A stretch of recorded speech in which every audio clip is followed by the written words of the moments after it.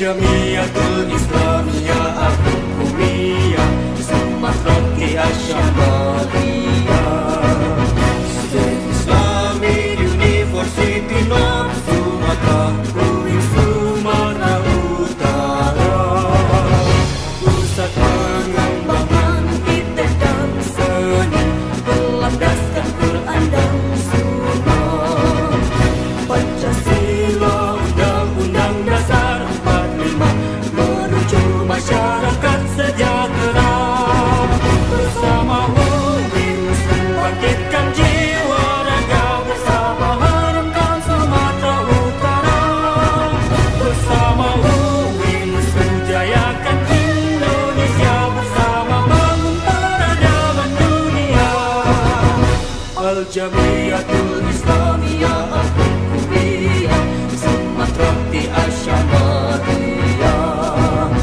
State Islamic University of North Sumatra UIN Sumatera Utara Pusat pengembangan iptek dan seni berlandaskan Quran dan Sunnah Pancasila Undang-Undang Dasar 45 menuju masyarakat sejahtera bersama UIN bangkitkan jiwa raga bersama harumkan Sumatera Utara bersama UIN jayakan Indonesia bersama bangun peradaban dunia.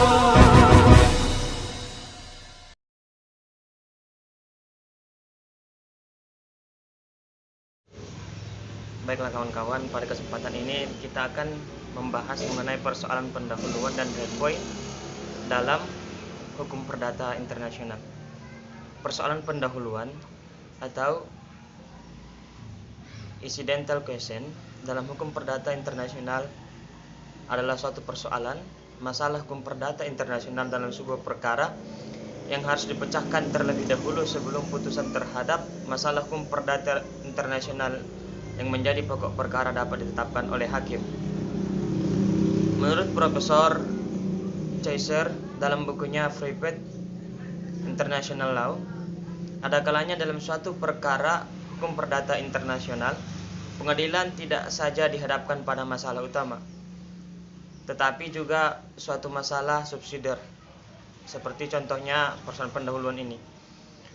Adapun syarat-syarat persoalan pendahuluan, yang pertama, main issue yang dihadapi dalam perkara harus merupakan suatu masalah hukum perdata internasional yang berdasarkan kaidah hukum perdata internasional, forum harus tunduk pada hukum asing.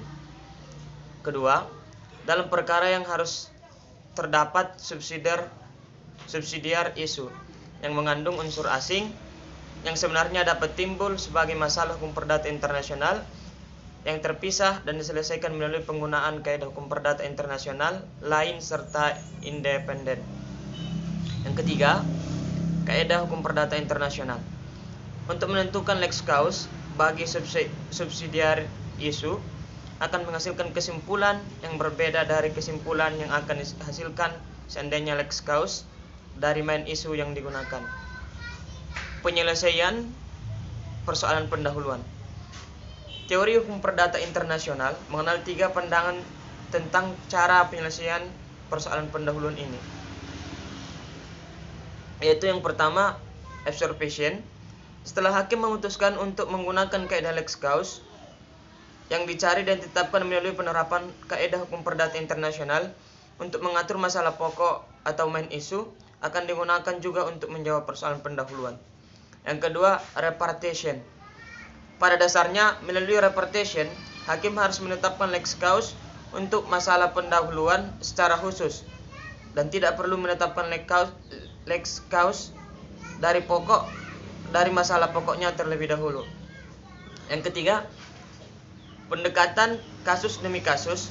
Penetapan lex causa untuk masalah pendahuluan atau incidental question dilakukan dengan pendekatan kasuistis, dengan memperhatikan sifat dan hakikat perkara atau kebijakan dan kepentingan forum yang mengadili perkara. Pembahasan selanjutnya yakni renpoy. Renpoy secara terminologi adalah pembetulan atau perbaikan dalam suatu akta autentik dengan memberikan tanda di pinggir dan harus diparaf. Dalam teori hukum perdata internasional, suatu kaidah HPI pada dasarnya dibuat untuk menunjukkan ke arah suatu hukum tertentu sebagai sistem yang seharusnya berlaku untuk menyelesaikan masalah hukum perdata internasional yang dihadapi. Persyaratan renpoy. Yang pertama, adanya suatu perbedaan di dalam sistem hukumnya. Yang kedua, adanya suatu penunjukan keseluruhan sistem hukum negara asing termasuk kaidah hukum perdata internasional. Yang ketiga, adanya suatu penunjukan lebih lanjut ke sistem hukum internasional negara ketiga, penunjukan kembali ke sistem hukum Lex Fori. Praktek penyelesaian renpoy. Contoh kasus klasik terdapat pada kasus Porgo tahun 1883. Posisi kasusnya adalah sebagai berikut. Yang pertama, Porgo adalah seorang anak luar kawin, memiliki kewarganegaraan Bavaria atau Beiren. Yang kedua, ia sejak kecil sudah berdomisili bertempat tinggal di Prancis. Yang ketiga, ia meninggal dunia di Prancis tanpa meninggalkan testamen. 4. Porgo meninggalkan benda-benda bergerak berupa sejumlah uang yang didepositkan di bank Prancis. Yang kelima, perkara pembagian warisan diajukan oleh saudara-saudara alamiah Porgo pada pengadilan Prancis. Persoalan hukum yang timbul adalah berdasarkan hukum manakah pengaturan pembagian warisan tersebut yang harus dilakukan. Proses penyelesaian renpoy pada kasus ini, yang pertama, pada tahap pertama, hakim Prancis melakukan penunjukan ke arah hukum Bavaria sesuai perintah kaidah hukum perdata internasional Prancis. Kemudian, hakim Prancis menganggap penunjukan itu sebagai gesam trevesium sehingga meliputi pula kaidah-kaidah hukum perdata internasional Bavaria. Telah diketahui bahwa kaidah hukum perdata internasional Bavaria menunjuk yang menyangkut pewarisan dan benda-benda bergerak menetapkan bahwa hukum yang harus digunakan adalah hukum dari tempat tinggal tetap si pewaris. Jadi, kaidah hukum perdata internasional Bavaria menunjukkan kembali ke arah hukum Prancis. Pada tahap seperti inilah baru terjadinya renpoy.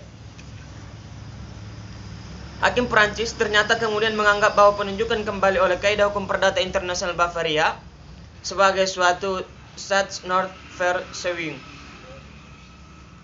Berdasarkan anggapan itu, hakim Prancis kemudian memberlakukan kaidah hukum Prancis untuk memutuskan perkara yang bersangkutan. Perbedaan antara pemberlakuan hukum Prancis atau hukum Bavaria untuk memutuskan perkara tersebut bukanlah sekedar masalah teoretik saja, tetapi juga dapat menghasilkan keputusan yang mungkin berbeda. We'll be